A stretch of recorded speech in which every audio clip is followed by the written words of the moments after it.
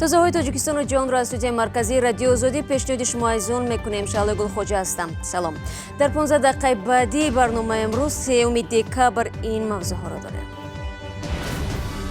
استخراج بیشتر هم روی گرانشوی را نگرفت. به دنبال نرخ گاز مایع قیمت ангишт نیز به بالا جهید. سوم با همین لیشنی رفت شده. اگر روز با قیمت شدن گیره مگرم نمیدونم چه کنیم. در وضع دهشتبار زنان و کودکان جنگجویان گروهی به نام دولت اسلامی در پناهگاه‌های سوریه خود را امن احساس نمی‌کنند. باز هم بلندتر و زیباتر در دوشنبه به گذاشتن арчаи اساسی در مرکز پایتخت آغاز کردند. برای برخی ها سال نو میلادی با خاطرات خوب همراه است. روز ما تولد شدیم، همین سال نو جشنگیریش هست. اما شروع میکنم از موضوع دیگر. در روز نخستین فعال شدن مرکز انتقال پول در تاجیکستان، ساکنان در داخل و مهاجران تاجیک در روسیه سرگردان شدند. یک بار چند شرکت بزرگ انتقال پول به تاجیکستان را موقتا بازداشتند. برخی از کارمندان بانک‌های تجارتی در تاجیکستان میگویند مردم از پیش درباره شیوه نوی انتقال پول آگاه نبودند و حالا در وضعیت ناگوار قرار گرفتند. مهاجران از روسیه پول را فرستادند، پیوندانشان در وطن مبلغ را گرفتن نمیتوانند. کاربران رادیوی آزادی از چند گوشه کشور عکس ها را ارسال نمودند که یک نوع بی سر و سامانی در نقطه های بانکی را نشان میدهد. کایو مرسیاتو با تفصیلات بیشتر. صدها نفر روز 3 دکبر در گوشه های گوناگون تاجیکستان نتوانستند که پول های فرستاده نزدیکانشان را بگیرند. این وضع سبب نوبت طولانی در بانک ها شده است.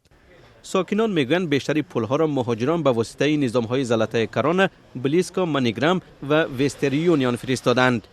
مقامات بانک‌های تاجیکستان میگویند این شبکه‌ها هنوز به مرکز ملی انتقال پول کشور همراه نشدند و مشتریان آنها امکان گرفتن پول‌های ارسال شده را ندارند. مرکز ملی انتقال پول در تاجیکستان که تمام درآمد و برآمد پول‌ها زیر نظارت بانک ملی صورت می‌گیرد، روز 3 دکبر به کار سر کرد. مسئولان بانک ملی یک روز پیش گفته بودند که تاکنون به این مرکز نظام‌های یونیستریم، کانتکت و وستر یونیون پیوستند. روز سه‌شنبه در اداره وستر یونیون در مسکو به رادیوی آزادی گفتند که آنها با سبب‌های وابسته از تاجیکستان انتقال پول را به کشور موقتا قطع کردند، اما مسئله را شرح ندادند. در همین حال ساکنان به رادیوی آزادی از چند گوشه تاجیکستان عکس فرستادند که شماره زیادی مردم را در داخل بانک‌ها نشان می‌دهد. اکثر آنها میگویند برای گرفتن پول‌های فرستاده نزدیکانشان آمدند، ولی از سبب پیوست نبودن نظام‌های بین المللی انتقال پول به مرکز پروسسینگی تاجیکستان در حالت معلق ماندند. در شعبه خدمترسانی بانک اسخط گفتند که فعلا مبلغ‌های فرستاده را به واسطه نظام یونیستریم پرداخت می‌کنند. در بانک‌های اروند، سپیتامین بانک، کامرس بانک و بانک بین المللی تاجیکستان هم میگویند فقط نظام یونیستریم کار می‌کند.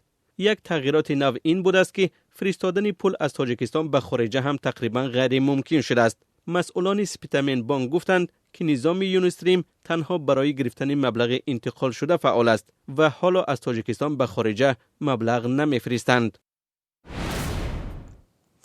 وزارت صنعت و تکنولوژی‌های نوی تاجیکستان خبر داد که استخراج ангишт از کان‌های این کشور امسال 1,500,000 تن بوده است که در قیاس با سال گذشته 203,000 تن بیشتر است. افزایش استخراج ангишт در حالی است که روزهای اخیر ارزش آن در بازارهای کشور تا 1 برابر بالا رفته است.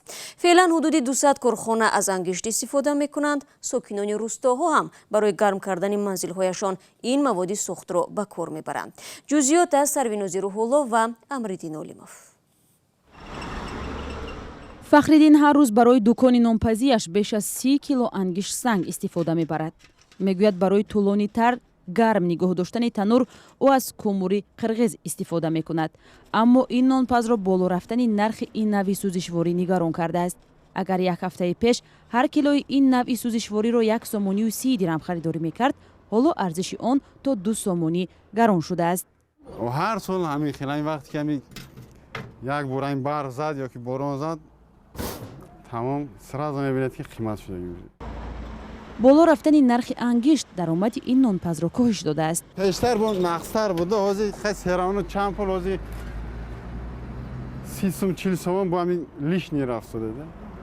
اگر روز با قیمت شدن گیره مگرم نمیدونم چه کنیم.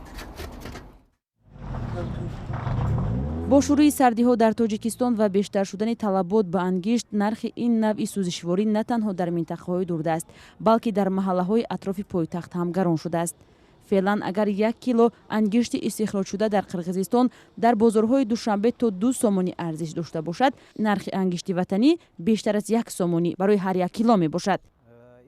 ارکین احمدعلیف در جماعت روسیه ноҳияи рӯдакӣ مشغول فروش ангишт سنگ است و میگوید کومور قرقیزی مشتری بیشتر دارد. قیمت نکه که مثال جوش قیمت کنند با یو قیمت میکنند، اگر نه نرخ خودش اساسا یکیش است.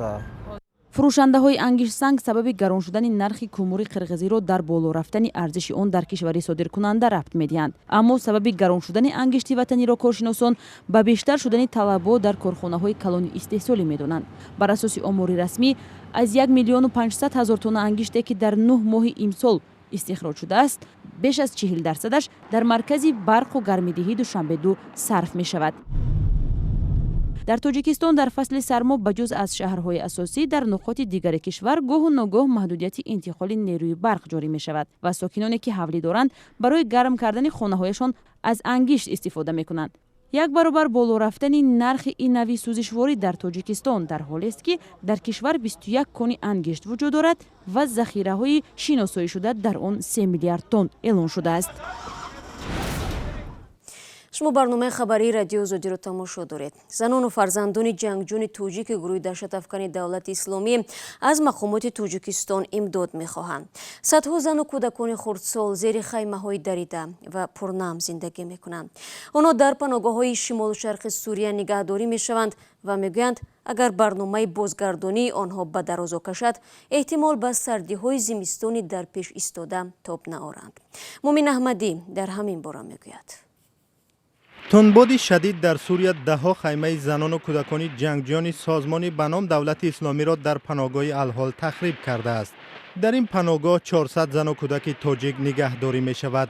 در عکس و ویدیویی که زنان تاجیک از پناهگاه الحال فرستادند دیده می شود باد تند خیمه ها را درانده است و آب داخل خیمه ها شده است.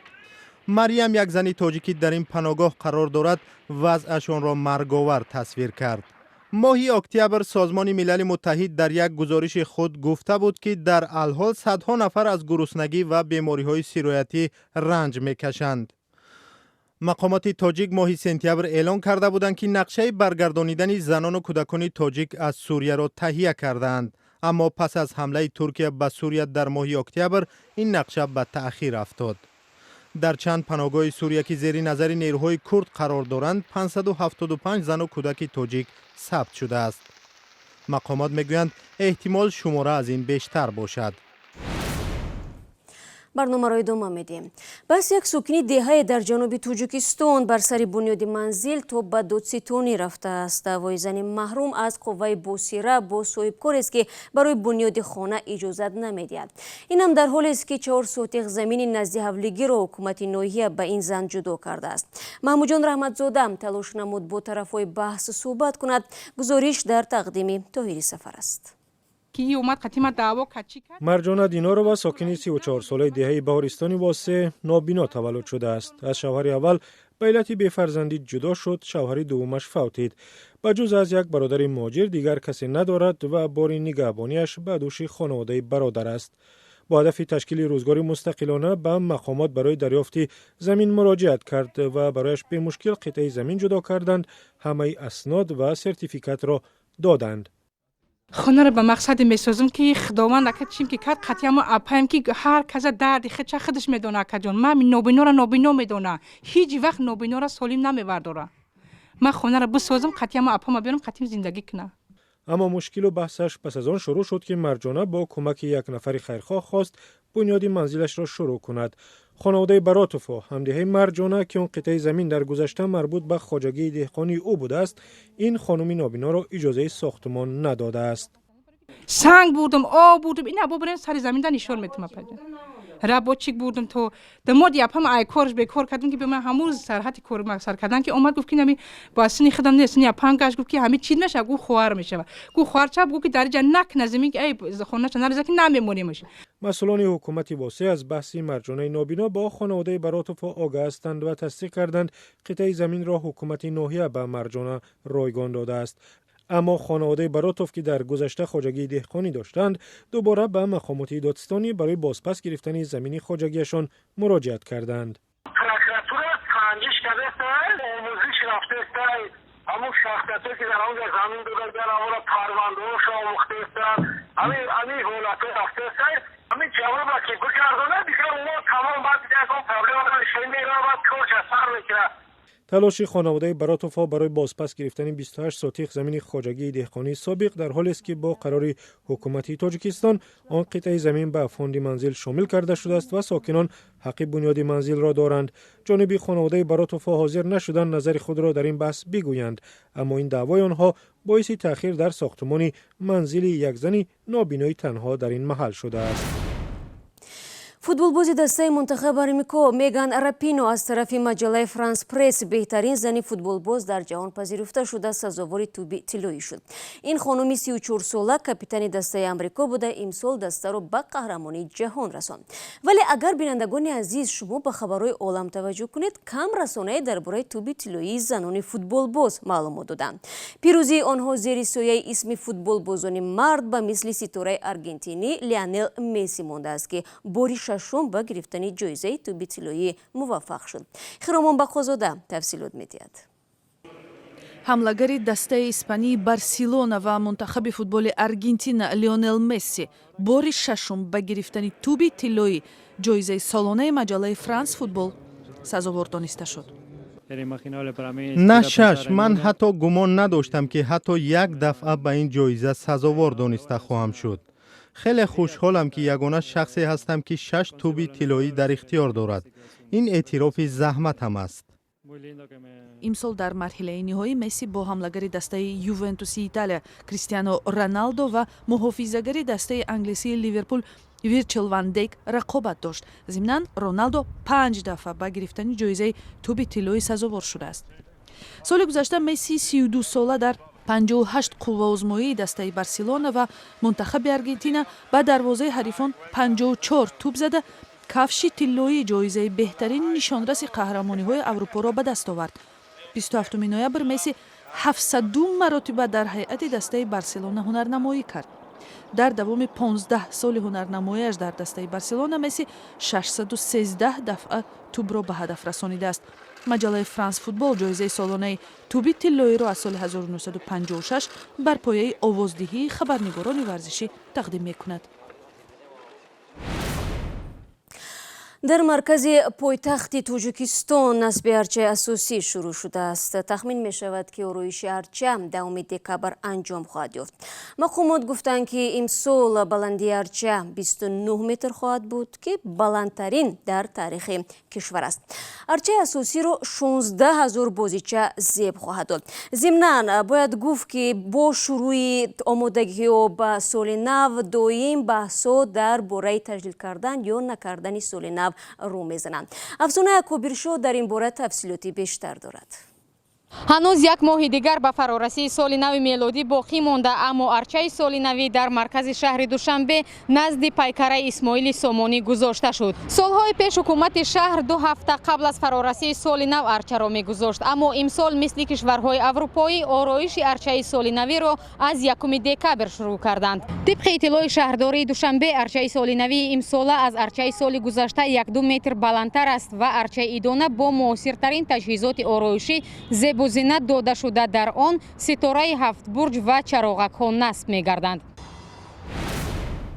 ва бинандагони азиз, барои поён бурдани барномаи имрӯз ҳамагӣ чанд сонияи дигар дорем. бо истифода аз ҳамин фурсат аз ҳамаи шумо даъват мекунем ки барои дарёфти хабарҳои тозаи Тоҷикистону ҷаҳон аз вебсайти радио Озодӣ истифода намоед. Озодӣ видео канали мо дар YouTube мағзани гузоришҳои ҷолибу диданист. ҳамин гуна саҳифаи мо дар шабакаи иҷтимоӣ бинандагони азиз фаъол мебошанд. ман ҳамаи шуморо фардо дар навиди бомдодӣ мунтазирам. аз ёд набароред. то мулоқоти баъдӣ худо нигаҳдори ҳар яки шумо бошад.